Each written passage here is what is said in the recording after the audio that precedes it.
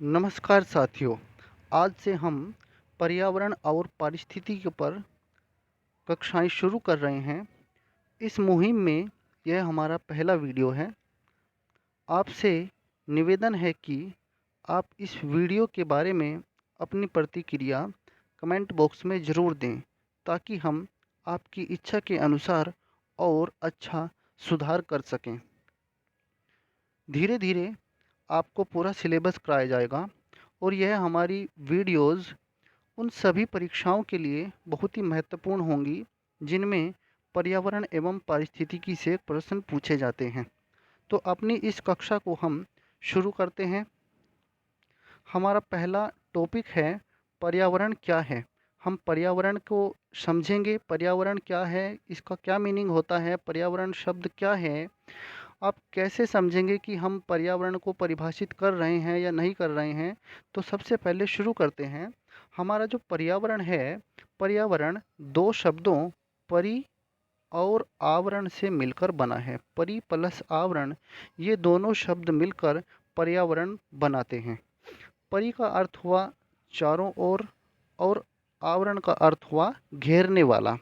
इस तरह से हम कह सकते हैं कि पर्यावरण शब्द का जो शाब्दिक अर्थ है, चारों ओर से घेरने वाला आवरण।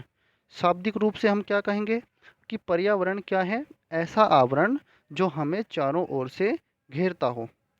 पर्यावरण की अगर हम परिभाषा की बात करें तो पृथ्वी पर पाए जाने वाले पृथ्वी पर पाए जाने वाले भूमि, जल, वायु, पेड़ पौधों एवं जीव जंतुओं का समूह जो हमारे चारों ओर है, सामूहिक रूप में पर्यावरण कहलाता है। यानी कि आप कह सकते हैं कि इस पृथ्वी पर भूमि, जल, वायु, पेड़ पौधों एवं जीव जंतुओं का जो समूह है, उसको हम सामूहिक रूप से पर्यावरण कहेंगे। हमारे चारों ओर जितनी भी बिल्डिंग्स हैं, रोड हैं, पहाड़, पर्वत, नदियाँ, वायु, जल, जो भी कुछ हमारे चारों ओर हैं, जिससे हम प्रभावित होते हैं, वो सब पर्यावरण ही होता है। वो सब पर्यावरण के अंतर्गत ही आता है। अब हम इस चित्र को देखते हैं, पर्यावरण एवं उसकी अंतःक्रियाएं। इस चित्र को आप देखिए, इसमें बीच में ये पर्यावरण है। अब पर्यावरण के चारों ओर जीवमंडल यानी बायोस्फीयर, जलमंडल यानी हाइड्रोस्फीयर, स्थलमंडल यानी लिथोस्फीयर और वायुमंडल यानी एटमॉस्फेयर।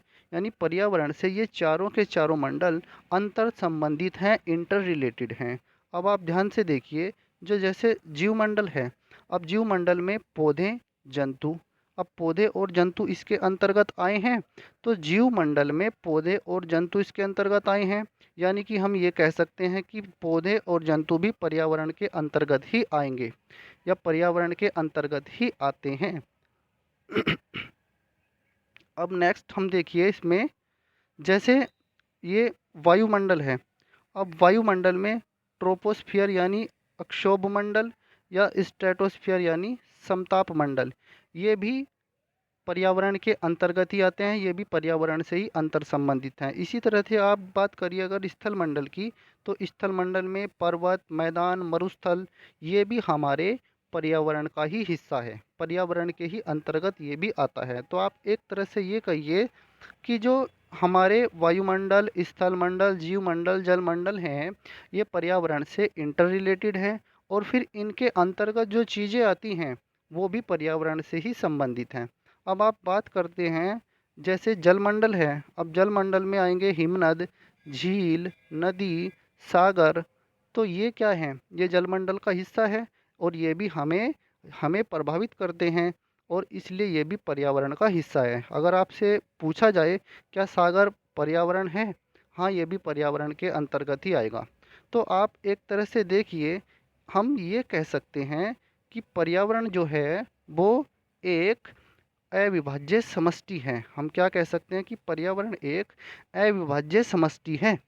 तो पर्यावरण एक जब अविभाज्य समष्टि है, इसका अर्थ ये है कि आप पर्यावरण को विभाजित नहीं कर सकते। यह बहुत सारे घटकों का एक अंतर संबंधित तंत्र होता है, अंतर संबंधित जो है एक संरचना होती है पर्यावरण। अब आप इसमें आपने देखा कि पर्यावरण के अंतर्गत जो हमारे ये स्थल मंडल हैं, वायुमंडल, जल मंडल, जीव मंडल और फिर इनके अंतर्गत जो चीज़ें आती हैं, ये सब मिला करके जो हैं पर्यावरण की रचना करते हैं। अब आप इसमें एक चीज़ और देखिए, जैसे वायुमंडल के अंतर्गत क्षोभ मंडल है और स्ट्रेटोस्फीयर यानी समताप मंडल हैं। ये दोनों भी मिला करके जो हैं पर्यावरण के अंतर्गत ही आते हैं। अब हम बात करते हैं पर्यावरण के घटकों की। पर्यावरण के 3 घटक होते हैं। मुख्य रूप से पर्यावरण के 3 घटक हैं। अब कौन-कौन से इसके घटक हैं पर्यावरण के, बात करते हैं। सबसे पहले इसका घटक है भौतिक या अजैविक घटक, जिसके अंतर्गत है स्थल, वायु, जल। अजैविक यानी निर्जीव घटक या भौतिक घटक या अजैविक घटक, ये स्थल, वायु और जल ये इसके अंतर्गत आते हैं। इसके बाद जैविक घटकों में पादप, मनुष्य, जंतु, सूक्ष्म जीव ये इसके अंतर्गत आते हैं जैविक घटक में। और एक होता है इसका ऊर्जा घटक, इसके अंतर्गत आता है सौरिक ऊर्जा एवं भूतापीय ऊर्जा। अब हम बात करते हैं इससे हम क्या निष्कर्ष निकाल सकते हैं।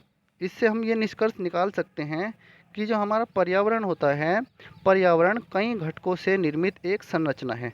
पर्यावरण कई घटकों से निर्मित एक संरचना है, ये इससे हम निष्कर्ष निकाल सकते हैं। इसके बाद हम और यह भी कह सकते हैं कि यह सभी जैविक और अजैविक अवयवों का सम्मिश्रण है, जो जीवों को चारों ओर से प्रभावित करता है। पर्यावरण कई घटकों से निर्मित एक संरचना है, ये बात हमें पता लग गई है। हमने ऊपर देख लिया है कि पर्यावरण में कौन कौन से घटक शामिल होते हैं, पर्यावरण में क्या क्या तत्व शामिल होते हैं, ये हमने देख लिया है। तो इसी से हम ये निष्कर्ष निकाल सकते हैं कि पर्यावरण कई घटकों से निर्मित एक संरचना है। इसके बाद यह सभी जीवों, यह सभी जैविक और अजैविक अवयवों का सम्मिश्रण है, जो जीवों को चारों ओर से प्रभावित करता है।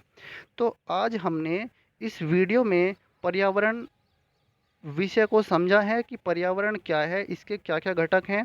अब हम इससे संबंधित 2 क्वेश्चंस करेंगे और आप जो है इनके उत्तर कमेंट बॉक्स में ज़रूर दीजिएगा। हमारा पहला क्वेश्चन है, पर्यावरण से अभिप्राय है। पर्यावरण से क्या अभिप्राय है? भूमि, इसका पहला ऑप्शन है भूमि, जल, वायु, पौधों एवं पशुओं की प्राकृतिक दुनिया जो इनके चारों ओर अस्तित्व में है। पहला ऑप्शन ये है। दूसरा ऑप्शन पढ़ते हैं, उन संपूर्ण दशाओं का योग जो व्यक्ति को एक समय बिंदु पर घेरे हुए होती है। ये दूसरा ऑप्शन है। तीसरा ऑप्शन पढ़ते हैं, भौतिक, जैविकीय एवं सांस्कृतिक तत्वों की अंतःक्रियात्मक व्यवस्था जो अंतः संबंधित होते हैं। ये तीसरा ऑप्शन है। और चौथा ऑप्शन है उपयुक्त सभी। अगर आपको लगता है इसमें से कोई ऑप्शन ठीक है या सभी ठीक है, तो आप इसका उत्तर कमेंट बॉक्स में ज़रूर दीजिएगा। नेक्स्ट क्वेश्चन हमारा है, पर्यावरण किससे बनता है? पर्यावरण किससे बनता है? तो आप बताएंगे। पहला ऑप्शन है जीवीय घटकों से, दूसरा भू आकृतिक घटकों से, तीसरा अजैव घटकों से या उपयुक्त सभी। अगर आपको लगता है सभी ऑप्शन सही हैं, पहला, दूसरा, तीसरा, इनमें से कोई एक ऑप्शन सही है, तो आप इसका उत्तर कमेंट बॉक्स में ज़रूर दीजिएगा। साथियों, आज के वीडियो में हम यहीं तक रखेंगे। अगर आपको वीडियो अच्छा लगा है, इसमें कुछ और सुधार करने की ज़रूरत है, तो कमेंट बॉक्स में ज़रूर लिखिएगा। और आपको धैर्य बनाए रखना है। आपको प्रतिदिन 1 से 2 वीडियो मिलेंगे और पूरा सिलेबस आपको कराया जाएगा।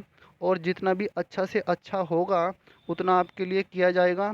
इसलिए साथियों, कृपया करके हमें सपोर्ट कीजिएगा। अगर आपको वीडियो अच्छा लगा है, इसको शेयर कीजिए, कमेंट बॉक्स में अपनी प्रतिक्रिया दीजिए और चैनल को सब्सक्राइब कीजिए। धन्यवाद साथियों। जय हिंद, जय भारत।